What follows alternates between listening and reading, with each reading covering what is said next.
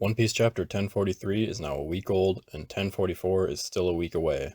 So let's try and get through this break week together by theorizing from a different perspective, one based on the real-world science of rubber. In this video, I will explain the scientific properties of rubber and theorize on how they can be applied to Luffy's awakening moving forward. The video will also serve as an expansion upon a recent theory that I wrote and posted to the One Piece subreddit, the link of which will be provided in the description below. I'll do my best to respond to any questions in the comments sections of either source. The main premise of this theory is that Luffy's awakening of the Gomu-Gomu no Mi will be based on three distinct properties and characteristics of rubber. These are elasticity, vulcanization, and the ability to revert rubber into its base form. So, with the abundance of theories being made during this break week, why should you care what I have to say? After all, your favorite One Piece YouTuber has probably touched on this a bit already. At the risk of sounding a bit arrogant, I'm kind of an expert in the field, at least compared to most. My degree is in polymer engineering, which covers both rubber and plastic materials. My focus was more on the plastic side, but since both are polymers, they share many similarities. Basically, I've got more education and experience with rubber than most people will ever get. I've also been a weekly reader of the series since at least Impel Down, so with my niche degree and long history with the series, I think I'm qualified enough to explain the connections here in meaningful ways that make sense. Also, 1043 has robbed me of a lot of sleep in the past week, so I might as well get something out of this. Before we take the deep dive, let's address some biases I have in favor of other theories that others might not share. I'll reference each of these, but will not explain them in any more detail because this theory is honestly long enough already. Joy Boy and Sun God Nika are synonymous characters. Joy Boy is a previous user of the Gomu-Gomu no Mi, and his soul or will inhabits the fruit. The fruit that the Gorosei are referencing as being awakened recently is the Gomu-Gomu no Mi. Roger knew the importance of the fruit, and so do Shanks and Rayleigh. Joy Boy and his kingdom included the minority races of the current One Piece world. Fishmen, merfolk, sky people, giants, Lunarians, etc. All of them. These races fled the persecution of the world government, which was trying to erase them from existence. The Void Century is the world government trying to erase Joy Boy and his people from history. The most commonly known characteristic of rubber is its ability to rebound, or as Luffy puts it, to bounce back. The ability of a material to stretch and rebound back to its original shape is known as elastic elongation. This is how Luffy's power has worked for the entire series, but what happens when rubber is stretched beyond the limit of what it can rebound from? Like when you stretch a rubber band beyond its normal limit, but before it actually breaks. This phenomenon can be explained by this graph, which is known as the stress-strain curve of rubber. Stress can be thought of as the force applied to an object. Strain can be thought of as the measure of how much a material stretches. Therefore, the stress-strain curve shows the relationship between these two properties. Basically, it shows how a material reacts or stretches in response to an applied force. There are two distinct regions of the stress-strain curve. The first of these is the elastic region. Luffy has so far lived in this region when using the powers of the Gomu-Gomu no Mi in this series. Whenever he stretches, he always reforms back to his original shape afterwards. The second region is much different than the first and occurs afterwards. This is known as the non-elastic region. Luffy has not displayed any characteristics of this in the series so far, as this part of the graph is where permanent deformation occurs. Think of this like an older pair of pants, where the elastic waistband has become loose. Basically, it has lost its elasticity and has permanently expanded beyond normal and cannot revert back. The final part of the stress-strain curve that we need to understand is known as the yield point. This is where we transition from the elastic region into the non-elastic region. This is what I theorize is the limit Luffy had to surpass in order to achieve his awakening, or at least to understand how we can further manipulate rubber. So how does this relate to awakening, and how can Luffy apply this? Similarly to Kid being able to make other non-metal objects or even people magnetic with his awakening, Luffy can expand other objects or people beyond their yield point and permanently gigantify them. If Joy Boy had this fruit in the past, he could have gigantified Zunisha to walk the earth until the dawn comes. We've seen gigantification in the series before, on Punk Hazard where Caesar and Vegapunk were attempting to gigantify Mocha and the other children. The goal of this experiment was the world government trying to mimic the powers of the awakened Gomu-Gomu no Mi and use gigantification as a weapon. The experiment ultimately failed because they did not possess the fruit, because, after all, it hasn't awakened in centuries.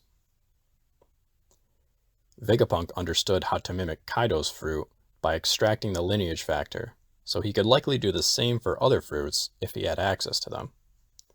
This may also explain why he allowed Kuma to guard the Sunny as his final wish. Vegapunk ultimately abandoned the project because he knew it was futile, while Caesar Clown continued the experiments because he's just a deranged psychopath, let's be honest. Also known as curing, vulcanization is a process invented to improve the physical and thermal properties of natural rubber. It is done by heating rubber and adding sulfur, which induces a chemical reaction that causes sulfur to bond the molecular chains together into a type of matrix. This example shows the molecular chains and how they change through the vulcanization process. The longer molecular chains are now linked by additional molecular bonds called crosslinks, and they are what make processed rubber stronger and more heat resistant than natural rubber. If the vulcanization process is continued for longer than normal, additional bonds will form and will change rubber into what's known as hard rubber, which, yes, is a very creative term. As can be expected, hard rubber takes the mechanical and thermal properties to a greater extreme, but costs rubbers some flexibility. Examples of this are rubber mallets and shopping cart wheels. In my opinion, a common misinterpretation is that Red Hawk is explained purely through vulcanization, but that process requires heat to be introduced before the chemical reaction starts. There's more involved to it than just vulcanization. I go into more detail on Red Hawk in my original post, but have decided to omit that part of this video because it's honestly getting way too long. So again, how does this relate to awakening, and how can Luffy apply it? If Luffy's awakening is that he can now truly vulcanize, he can absorb heat and use it to change the properties of his rubber on a molecular level. Vulcanization can make Luffy's rubber stronger, harder, and more thermally resistant, but would come at the expense of some stretching ability. Through extensive vulcanization, Luffy can turn into hard rubber, and combine that with armament haki to achieve a defensive technique that he's yet to be able to demonstrate so far in the series. In chapter 1043 and many previous chapters, the fire spreading around Onigashima is constantly referenced as a major problem. Jinbei, Yamato, and Marco are characters who could resolve this problem, but the continued focus on it implies to me that we'll see something unexpected. Since vulcanization requires heat, and Luffy has a clear affinity for fire, I think that it will be Luffy who will appear to quell those flames, and that is why the plot point has yet to be resolved. If Luffy is worthy of being called Joy Boy, then it stands to reason that he is also worthy of being called the Sun God.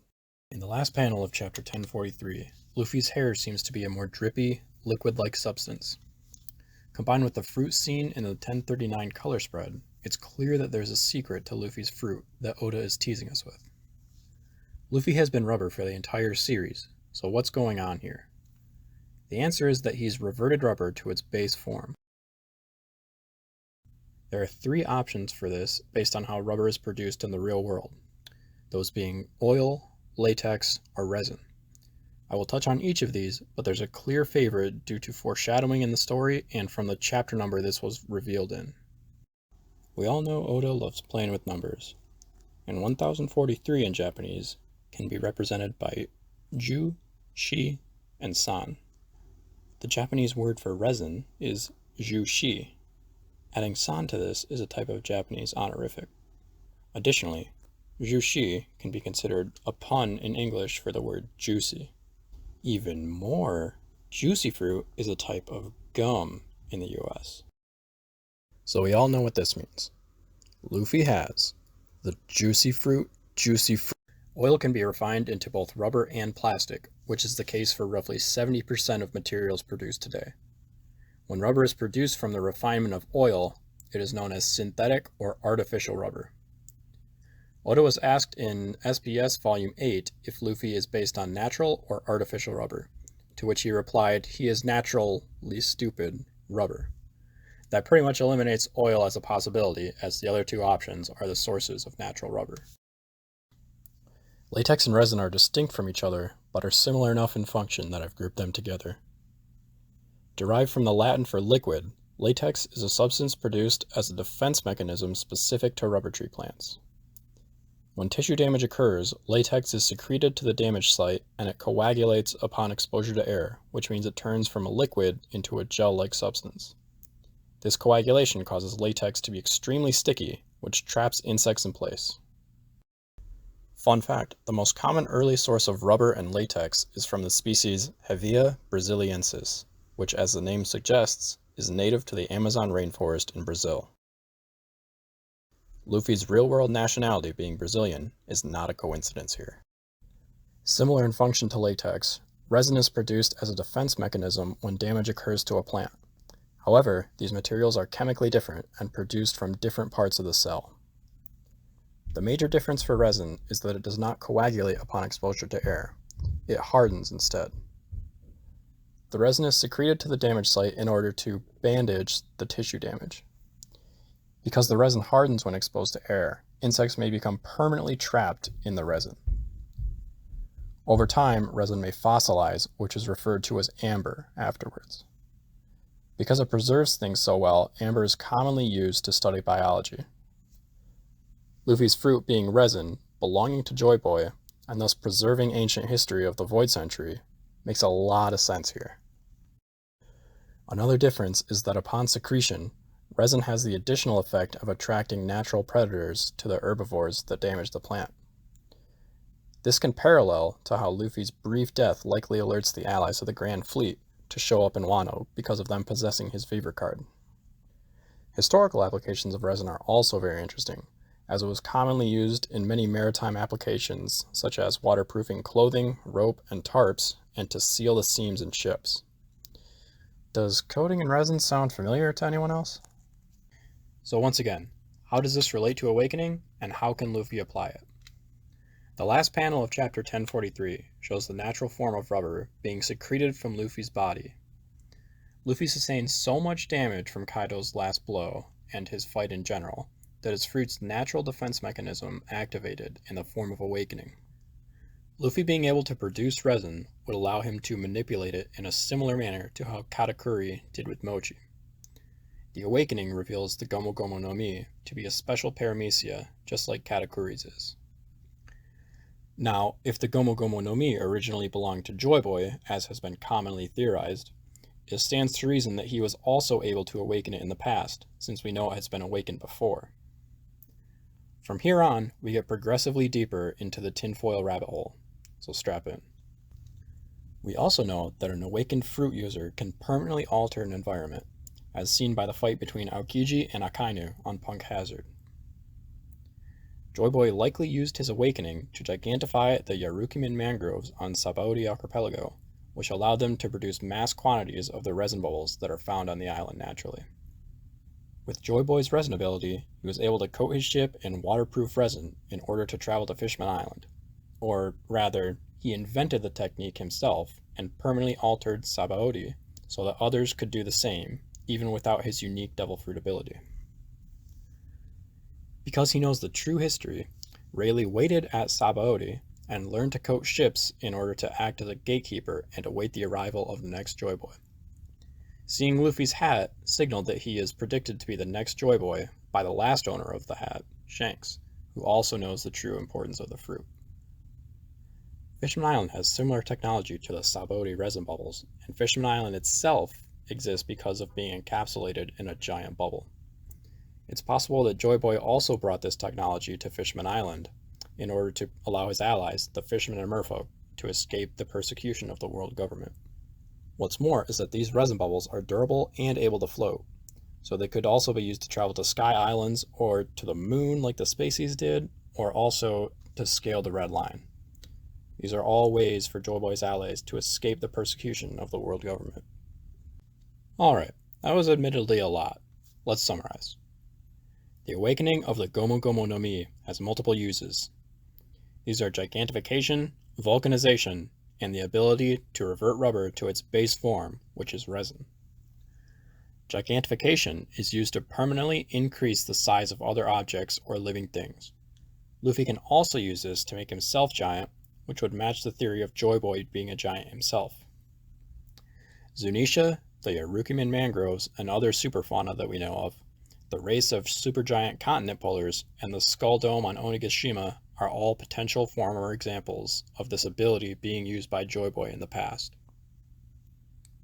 Vulcanization is used to increase the strength, hardness, and thermal resistance of Luffy's rubber. This can include Luffy expanding on his clear affinity for fire, as he is able to use that fire or heat to start the vulcanization process and receive physical power-ups from it. The potential drawback is a decreased stretching ability. The ability to use heat to power up is a trait worthy of the title of Sun God. Reverting rubber to its base form is how Luffy can mirror Katakuri's classification as a special paramecia fruit user by generating resin. This resin will allow him to coat the Sunny and return to Fishman Island, since it is the same as the coating on Sabaody. Flight via resin bubble is also a possibility to reach Zunisha, the Red Line, or Sky Islands again. Hey, thanks for watching, especially if you watch the whole thing. Appreciate you. I've never made anything like this, so hopefully the audio and stock photo edits were tolerable enough to not be too distracting. As I mentioned at the start, I'll try and respond to any comments in this video or the source theory. I'll consider a follow-up video if this really blows up, but I'm not expecting it to. Also, please don't post any spoilers here, especially if this ends up being true by some miracle. I don't read the spoilers, and I want to continue going into each chapter blind, regardless of how big a W that would be for me. I've left some sources for extra reading in the description, in case anyone is interested. Also, big thanks to Rainy Troy for being so receptive to this theory, and for shouting it out a few times. If you haven't already, go check him out. That man's the GOAT. Anyway, that's all for now. Thanks for being here.